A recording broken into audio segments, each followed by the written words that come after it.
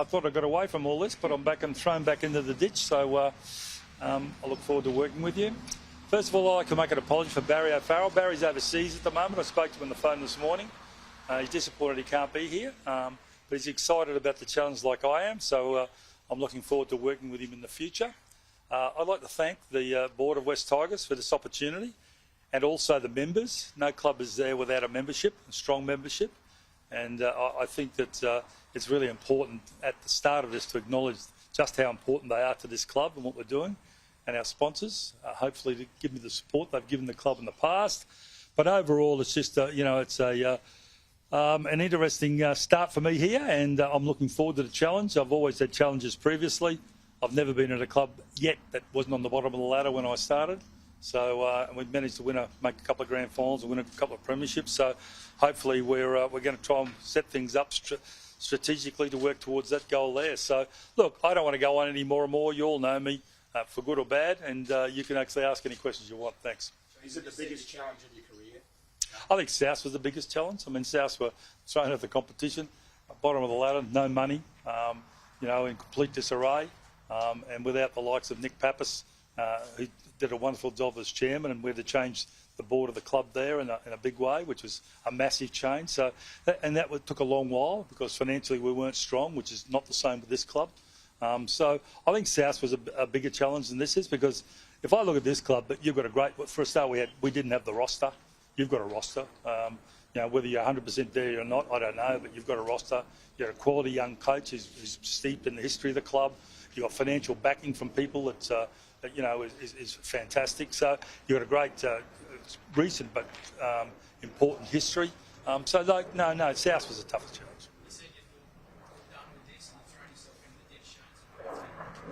If you look at my career, I went to Cronulla on the bottom of the ladder in liquidation. I went to Penrith on the bottom of the ladder, Hull on the bottom of the ladder, South on the bottom of the ladder. So I'm one up for challenges. I think Roger Cowan summed it up when I left them after winning the premiership, when he said that Richo loves a challenge. And mate, the bottom line is that I've been in rugby league since I was 7-year-old from Cunnamulla.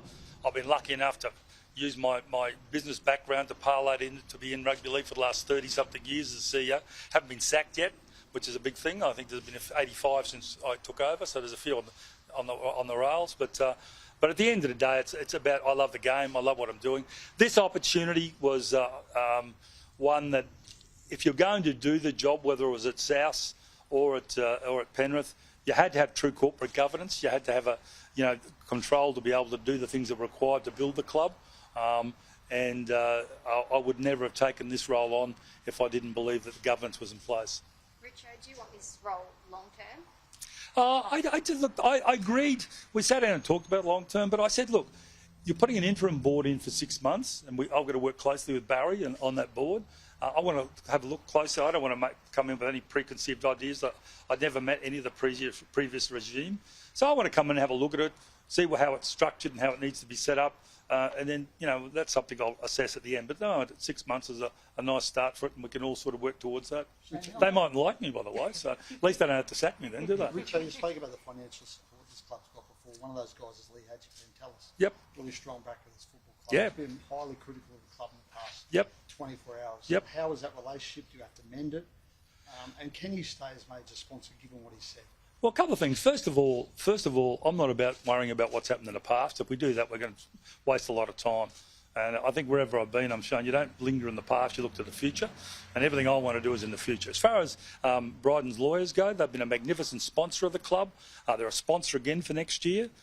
They're up behind me. And the reality is we'd like them to stay on long term. That's always a decision for their board to make regarding going forward. But I've only spoken to Lee on the phone once. I don't know Lee at all, but I'm sure I'll be trying to make some contact with him over the next few months. What do you make of that, what he has said in the past? But I got no comment on that. I mean, it was a traumatic day for everybody yesterday, and I've been through that before. I've been through trauma. There's plenty of trauma at South, so I've lived through that. But what I've learned is you can't dwell on the past. You can't react to statements or what people say. What you've got to do is do the job. The West Tigers fans are out there, members more importantly, are out there thinking, we just want to win games. We want to win games. So that's the target we've got to do. And you don't win games by looking back, because you've got not a lot to work on looking back at the moment. There's obviously big money offers on the table for Luai at the moment, and a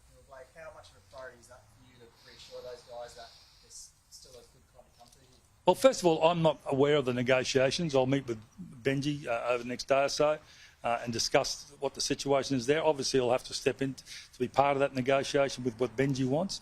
I've made my feelings on Luai well known for a long time. In my opinion, he was the best young half coming through. He's proven at the highest level as the best young half coming through.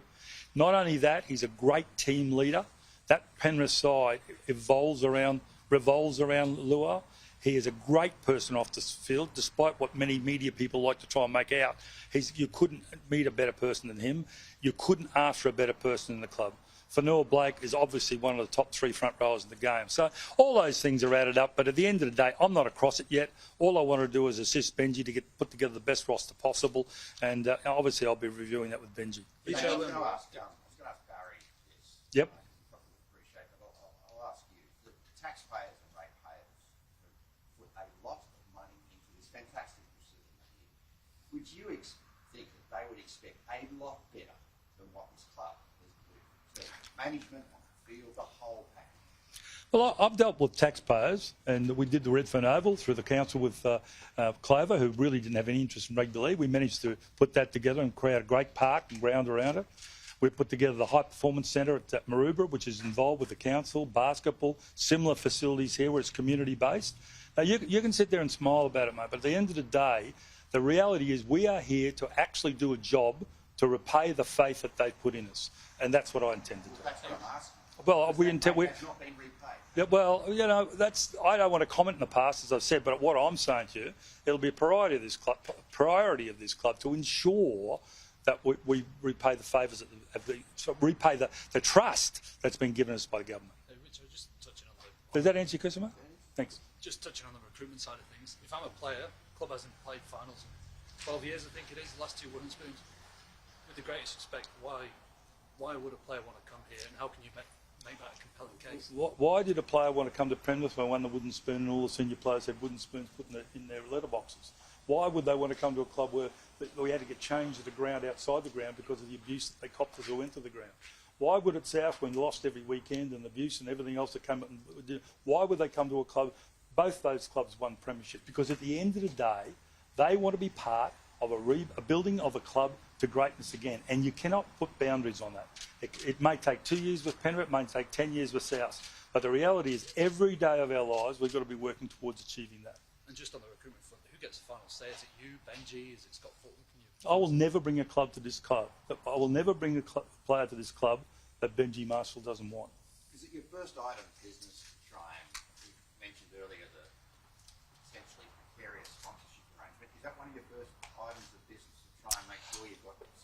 I think that this club's, in my opinion, has got an enormous possibilities for membership and sponsorship.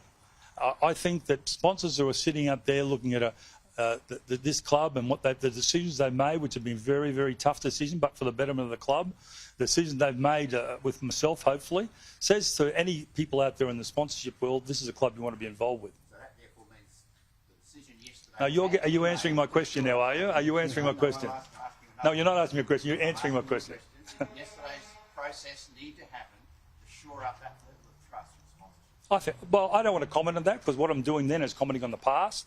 All I can say is this, that I believe that going forward we're in a better position to be able to bring those sponsors in. Richard, you asked about recruitment before. There's been a lot made of the relationship between Benji and Scott Fulton. Does that need repairing? Do you need to sit down with those blokes and sort it out? I've never met Scott Fulton, never even spoken to him. I've been to his dad over the time. So I don't know that. It's ridiculous for me to even comment on that until I get inside the tent and speak to Benji and Scott and everybody else. It's unfair to single out Scott Fulton or anybody else in this arrangement. It's about building a club that's internally strong and works together, and that's my task over the next 6 months. So I don't really want to make any comment about individuals. In terms of Benji, he's only just started obviously in the role. What sort of assurances or support we need to give him, and how close, you obviously work closely with him, and how close we have to work with him, and how well do you know him, Richard? I don't know Benji hardly at all. Obviously brought him to South on the Wayne's regime, but I wasn't there long enough after that to comment. But everybody who I respect, in Wayne Bennett, the club at South who dealt with him, Blake Solly and Mark Ellison, everybody says he's a great human being. He's enthusiastic. He wants to win, He wants to be a successful coach. My job's to put everything around him to allow him to be successful, because he's the head coach. He's the guy that's got to front up every Sunday. My role is to support him in any way I can, and I think I've got a track record of supporting coaches as in their roles and choosing the right sort of coaches going forward. So Benji's got nothing but my support.